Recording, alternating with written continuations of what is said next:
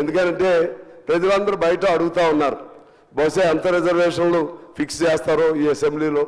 మేము కాంగ్రెస్ పార్టీ 42% రిజర్వేషన్లు అని కామారెడ్డిలో చెప్పింది, అది ఇస్తారా, ఇంకా మా జనాభా మేమెంతో మాకంతా అనే నినాదం చేస్తూ ఉన్నారు, ఆ ప్రకారం ఇస్తారా అనేది చాలామంది అడుగుతున్నారు.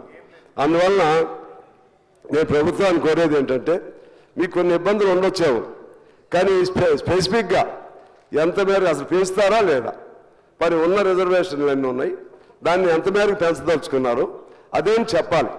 ఇది ఈ వేదికని నేను అనుకుంటున్నా. లేదనుకుంటే మరోసారి ఓ సమావేశం పిలిచి దానిలో అయినా స్పష్టత ఇవ్వాలి. లేకపోతే కేవలం కాగితాలకే అది పరిమితం అయితే అది ఉపయోగం ఉండదు. ఎందువల్లంటే మనం ఈ రిజర్వేషన్ సంబంధించి వాస్తవంగా ముఖ్యంగా 1872-1931 వరకు అప్పుడు మాత్రమే బ్రిటిష్ కాలంలో కులాల పరంగా సర్వే జరిగింది. తర్వాత 1953లో కాకా కాలేల్కర్ అధ్యక్షతలో మొదటి జాతీయ కమిషన్ ఒక సర్వే చేసింది. ఆ తర్వాత మండల్ కమిషన్ 1979లో చేసింది. అది విపి సింగ్ గారి కాలంలో అమల్లోకి వచ్చింది. ఈ మూడు తప్పితే నాకు తెలిసి దేశవ్యాప్తంగా జరిగే సర్వేలు లేవు. రాష్ట్రాల వారీగా కొంతమంది చేసుకున్నారు. మన రాష్ట్రంలో కూడా బీసీలకు సంబంధించి ఎన్టీ రామారావు గారు ఆనాడు అందరికంటే చొరవగా బీసీలు కానీ లేకపోతే మహిళలు కానీ పంచాయతీల్లో కానీ అందరికంటే చొరవగా అప్పుడు బహుశా 89 కంటే ముందే బహుశా అనుకుంటున్నాను రిజర్వేషన్ ఇవ్వటం జరిగింది. అందువల్ల నేను ప్రభుత్వాన్ని, ముఖ్యమంత్రి గారిని, మీ మంత్రివర్గ సహచరులందరూ కోరుతా ఉన్నాను, స్పష్టంగా ఎంత చేస్తారు, ఏమిస్తారు అది కూడా మీరు చెప్పాలని కోరుతున్నాను. అయితే మీకు ఒక ఇబ్బంది అయితే ఉంటుంది, రాష్ట్రానికి తేడా వస్తుంది. ఒక తమిళనాడులో 70% రిజర్వేషన్లు ఆల్రెడీ ఉన్నాయి, కానీ వాళ్ళ వరకు దాని తర్వాత సుప్రీంకోర్టు ఒక ఆర్డర్ ఇచ్చింది.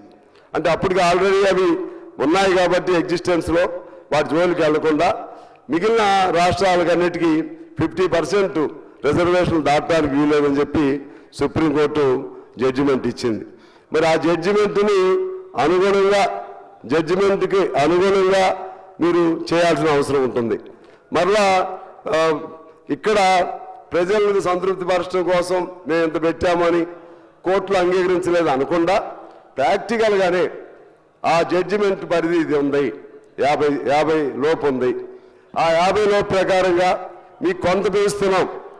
మీరు ఒకవేళ కామారెడ్డిలో 44 అని మీరు అన్నా, మీరు దాన్ని మీ పార్టీలుగా ఉపయోగించుకున్నా, ఇక్కడికి వచ్చేసరికి ప్రభుత్వ పరంగా ఆ జడ్జిమెంట్ పరిధిలోనే మేము ఇంత మేరకు పెంచగలుగుతాం అని ప్రాక్టికల్గా వాస్తవంగా చెప్తే ప్రజలు అర్థం చేసుకుంటారని నా అభిప్రాయం.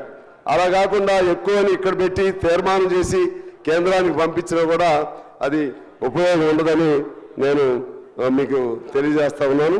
అదేవిధంగా ఇవాళ బీసీలకు సంబంధించి ఇందాక అక్బర్ గారు చెప్పినట్లుగా ఇది కొన్ని వందల సంవత్సరాల నుంచి ఈ వివక్షత బీసీలు, ఎస్సీలు, ఎస్టీలు నడుస్తూ ఉంది. నాకు తెలిసి మను శాస్త్రం తర్వాత మను ధర్మం బహుశా క్రీస్తుపూర్వం 200 సంవత్సరాల నుంచి అప్పటి నుంచి ఈ వివక్షత కొనసాగుతూ ఉంది. ఈ వివక్షత వలన ఈ దేశం కూడా వెనకబడిపోయినట్లుగా నేను భావిస్తున్నాను. కొన్ని కోట్లాది మంది నిజంగానే అసలు బీసీలకు ఉన్నటువంటి, ఎస్సీలకు ఉన్నటువంటి నేర్పరితనం కానీ, వాళ్ళకు ఉన్నటువంటి స్కిల్ కానీ, వాళ్ళకు ఉన్నటువంటిది మరి ఎవరికి లేదు. వాళ్ళకి అదే పాపం అయింది. ఇప్పుడు మీరు తీసుకోండి, పద్మశాలి కులాన్ని తీసుకోండి, వాళ్ళు చక్కగా ఒక చీర నేసి అగ్గిపెట్టిలో పెట్టేవాళ్ళు అని చెప్తూ ఉంటారు. అంత నైపుణ్యం ఎవరికి ఉండదు. అదేవిధంగా శిల్పకారులను తీసుకోండి, బండరాళ్ళను తీసుకుని పెద్ద అద్భుతమైనటువంటి కళాఖండాలను సృష్టిస్తారు. ఆ నైపుణ్యత ఎవరికి ఉండదు. అదేవిధంగా మీరు ఏ కులాన్ని తీసుకోండి, వాళ్ళంతా మిగిలిన వాళ్ళకంటే, అగ్ర కులాలుగా చెప్పబడుతున్నటువంటి వాళ్ళకంటే నైపుణ్యం ఎక్కువ ఉన్నటువంటి వాళ్ళే బీసీల్లోనూ ఎస్సీలు కూడా బలంగా ఉండేవాళ్ళు, ఎస్సీల్లో యుద్ధంలో పనికొచ్చేవాళ్ళు, వ్యవసాయానికి పనికొచ్చేవాళ్ళు, అన్నిట్లో అర్హత మెరిట్ ఉన్నటువంటి వాళ్ళు బీసీలు, ఎస్సీలు, ఎస్టీలు. అదే వాళ్ళకి పాపమైంది.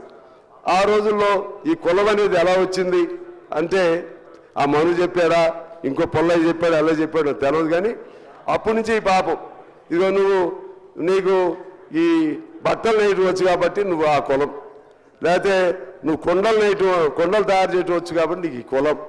అంటే ఎవరికైతే నేర్పరితనం ఉందో వాళ్ళందరినీ బంధించారు, కులం అనే దానిలో బంధించారు, కుల నిశ్చయాలు తీసుకొచ్చారు.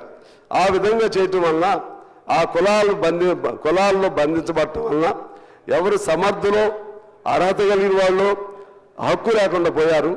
తెలివితేటలుగా పై తెలివితేటల ద్వారా లేదా ఇంకో పద్ధతుల ద్వారానో చేసుకున్న వాళ్ళు పైకి వచ్చారు, వాళ్ళు అగ్రకులాలు అయ్యారు. సరే అయిపోయారు, ఇప్పుడు దాని జోలికి అవసరం లేదు. ఇప్పుడు ఏం చేయాలి? ఇప్పుడు ఏమి న్యాయం